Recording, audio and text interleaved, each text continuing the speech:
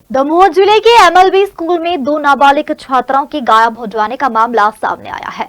गुमशुदा छात्राओं के परिजनों द्वारा शिकायत दर्ज कराए जाने के बाद कोतवाली थाना पुलिस मामले की जांच में जुट गई है और देर रात तक संबंधित स्थान के सीसीटीवी फुटेज खंगाले गए। जानकारी के अनुसार कोतवाली थाना क्षेत्र के नया बाजार निवासी वंशकार समाज की एक बालिका और साथी वार्ड निवासी लोधी समाज की एक बालिका नगर के एमएलबी स्कूल में 9वीं कक्षा में अध्ययनरत है। शुक्रवार सुबह छात्राओं को उनके परिजनों ने स्कूल के गेट पर छोड़ा, लेकिन स्कूल समाप्त होने के बाद देर शाम तक वह वापस नहीं लौटी। तो बालिकाओं के घर न लौटने से आशंकित परिजनों ने उनकी तलाश शुरू कर दी और स्कूल सहित आसपास के स्थान और अपने रिश्तेदारों में भी बच्चियों के संबंध में जानकारी जुटाई, लेकिन उनकी कोई भी जानकारी परिजनों को नहीं मिली। जिसके बाद परिजनों ने शुक्रवार रात मामले की शिकायत कोतवाली थाना में दर्ज कराई, जिस पर पुलिस ने मामला दर्ज कर छात्राओं की तलाश शुरू कर दी।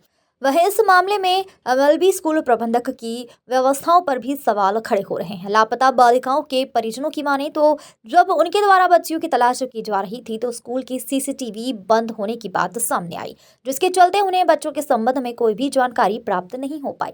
दूसरी ओर एक साथ दो नाबालिग के गायब होने के बाद मामले की गंभीरता को देखते हुए कोतवाली थाना प्रभारी आनंद सिंह ठाकुर अपनी टीम के साथ देर रात तक संबंधित स्थान के सीसीटीवी फुटेज खंगालते हुए गुमशुदा बालिकाओं के संबंध में जानकारी जुटाते रहे। को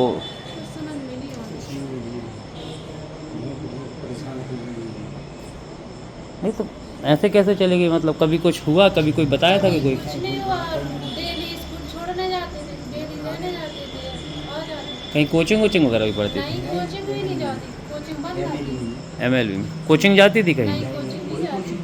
कोई लड़का लड़का परेशान करता था? हमें मालूम नहीं हुआ।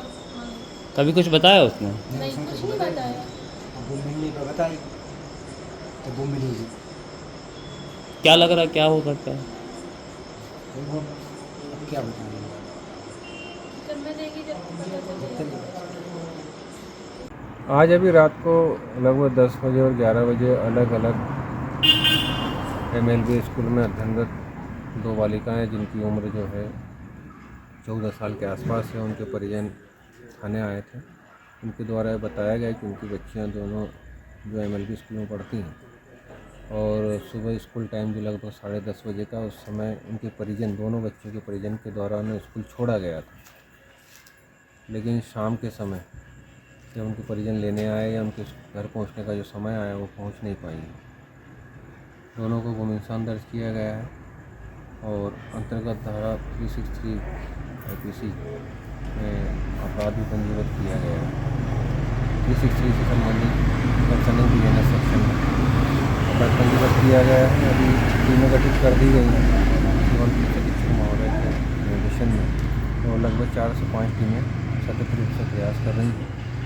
आसपास के जितने संभावित सीसीटीवी कैमरे हैं उनके फुटेज खंगाले जा रहे हैं और बहुत जल्दी हम ट्रेस करेंगे। सर, परिजनों से कोई बातचीत हुई? परिजनों से हमारी बातचीत हुई है।